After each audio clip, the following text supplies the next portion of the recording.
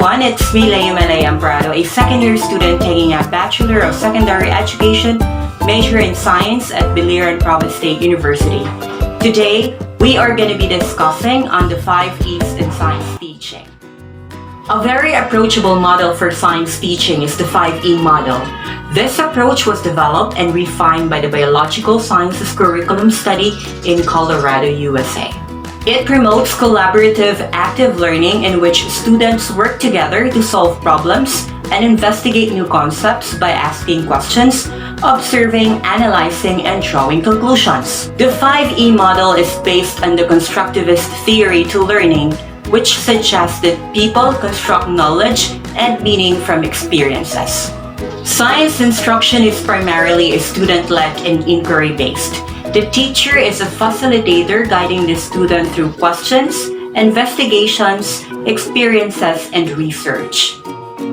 The thing about the 5E model and the reason why it's really being stressed out now is because it gives science lessons and science unit a structure. This is a systematic structure that encompasses 5 phases, namely engage, explore, explain, elaborate, and evaluate.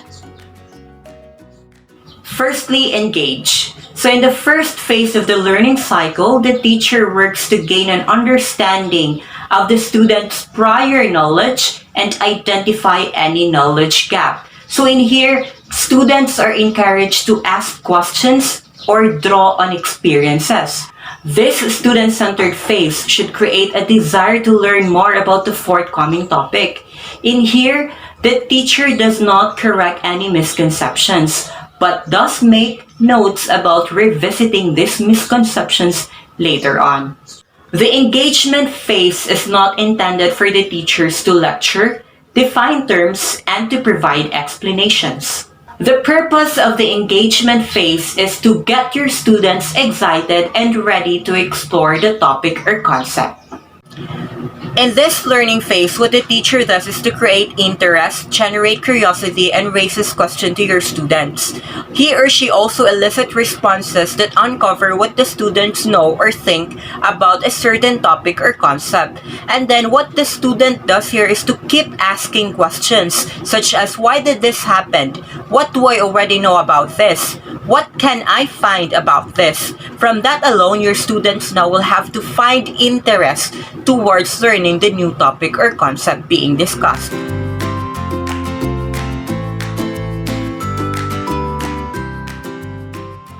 Secondly, once the interest has been generated, the student is ready to begin exploring the concept. At this stage, the teacher provides hands-on activities. During the exploration phase, students actively explore the new concept through concrete learning experiences.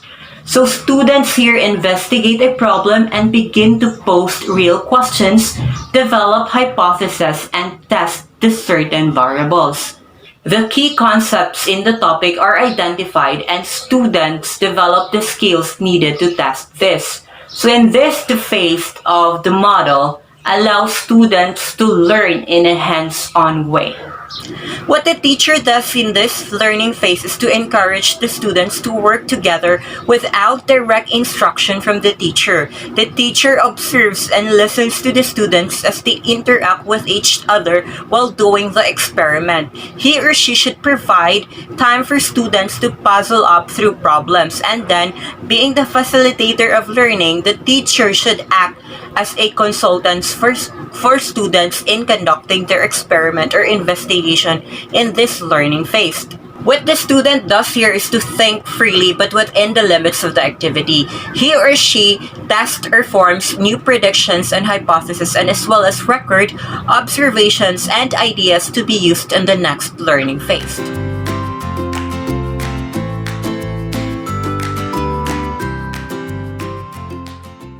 Now let's proceed to the third stage. We have explain.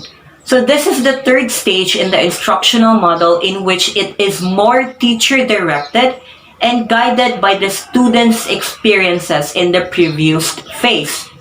So in here, students explain their understanding of the concepts and the teacher corrects any misconceptions. During this phase, the teacher may provide formal definitions, notes, and labels. This is also when teachers utilize the video, computer, or software or other aids in boosting understanding. In this learning phase, what the student does is to explain possible solutions or answers to others, and then listens critically to one another's explanation, and then comprehend the explanation that teacher offers to them.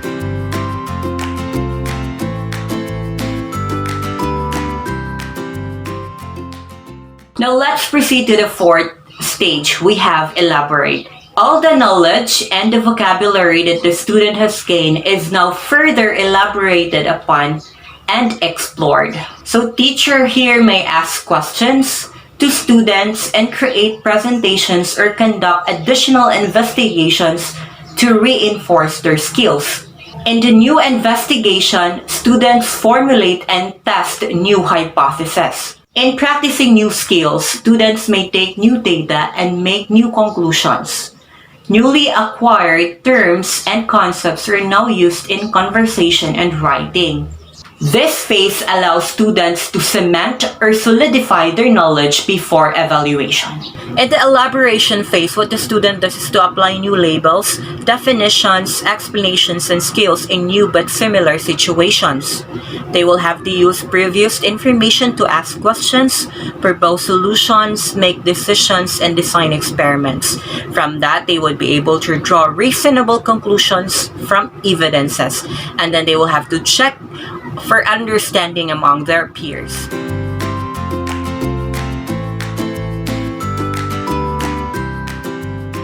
Now let's proceed to the fifth and last stage. We have evaluation. So now it is the time for students to evaluate their own learning. So the 5E model allows for both formal and informal assessment. During this phase, the teacher can observe whether their students have completely understand the core concepts in the topic. It is also helpful to note whether your students approach problems in a different way based on what they have learned. Other helpful elements of the evaluate phase may include self-assessment, peer assessment, writing assignments, and exams. In the evaluation phase, what the teacher does is to observe the students as they apply new concepts and skills, and then the teacher asks open-minded questions such as, why do you think? What evidences do you have? What do you know about it? And how would you explain it? In here, the teacher allows students to access their own learning and group process skills. What the student does here, on the other hand, is to answer open-minded questions by using observation, evidences, and previously accepted explanation. The student here should demonstrate an understanding or skill of the knowledge or concept, and then evaluate his or her own progress and knowledge, and then ask related questions that would encourage future investigations.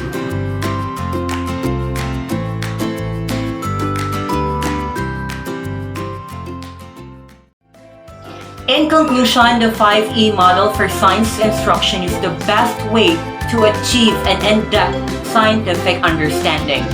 With that all being said, science instruction is delivered efficiently and effectively to our learners. So that concludes everything. I hope you have learned something from it. Stay home and stay safe always. Till our next video.